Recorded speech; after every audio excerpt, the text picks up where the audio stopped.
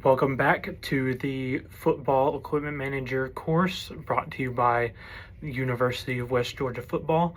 I'm your host, Jordan Roberts, and in this video we will be talking about some good practices for college football equipment managers. This will be structured as a sort of do's and don'ts list. So without further ado, let's get started. Success as a football equipment manager comes down to consistency, organization, and professionalism. At the Division I level, there is very little room for error. The difference between a smooth operation and a stressful environment often comes down to whether you follow the right habits every day. In this section, we're going to focus on what you should do and, just as importantly, what you should avoid. Everything in equipment management starts with organization.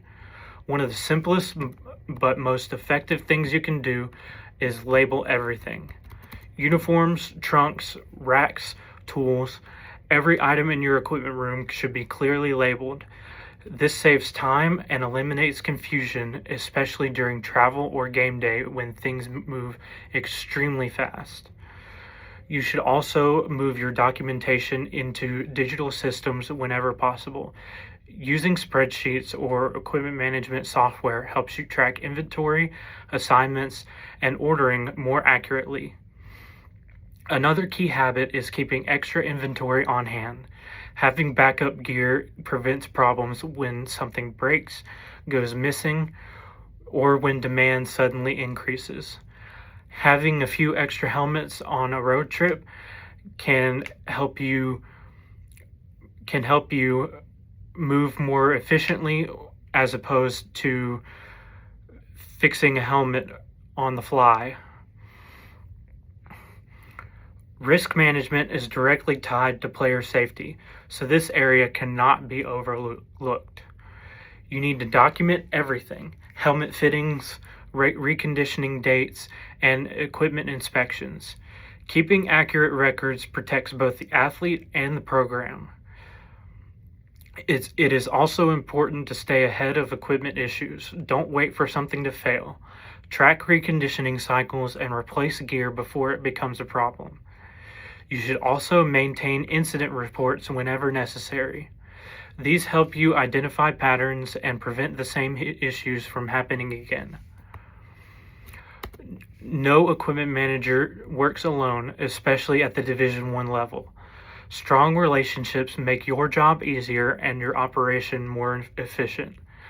Communicate consistently with coaches and athletic training staff. Don't wait until there's a problem. Be proactive and stay ahead of your needs. Building strong relationships with vendors is just as important. Good vendor partnerships help with faster ordering, better service, and fewer delays. You should also make it a priority to support the people around you. When you work well with other departments, everything runs more smoothly. The best equipment managers are always students of the game. Take advantage of opportunities to attend events and earn certifications through organizations like the Athletic Equipment Manager Association when your schedule allows. Stay up to date on safety standards and new equipment technology. This field is ever evolving and it is your responsibility to keep up. Just as important, invest time in developing your staff. When your team is well trained, your entire operation becomes more consistent and reliable. Now we will move in a few things not to do as an equipment manager. Knowing what to avoid is just as important as knowing what to do. First, never compromise your ethics. Player safety and professional responsibility should always come first. Cutting corners or putting personal gain ahead of your job can have serious consequences. You should also avoid criticizing colleagues publicly. It damages relationships and creates unnecessary tension within the program. Poor record keeping is another common mistake. Disorganized or incomplete records lead to lost equipment, poor ordering decisions, and confusion across your staff. At the same time, don't limit access to important information. Key staff members must be able to see and update records to keep everything running smoothly. Another major issue is ignoring maintenance and inspections. Waiting until equipment fails is both unsafe and expensive. It is your job to stay proactive and address issues early. Communication is another area where people fall short. Don't it is very detrimental when you operate in a vacuum. Stay connected with coaches, athletic trainers, and compliance staff to avoid unnecessary issues. It is also important to listen to others. Feedback from players and staff can help you catch small issues before they become bigger ones and can help you learn and grow as an equipment manager. You also must not overlook compliance and safety standards. Following NCAA conference and manufacturer guidelines is a non-negotiable.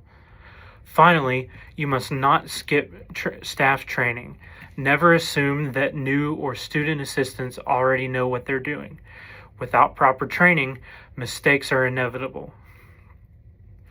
At the end of the day, being a successful equipment manager is about doing the small things right every single day. When you stay organized, manage risks, build strong relationships, and continue to develop both yourself and your staff, you create an operation that runs smoothly and consistently. When you avoid common mistakes, you protect your players, your staff, and your program. That is what sets great equipment managers apart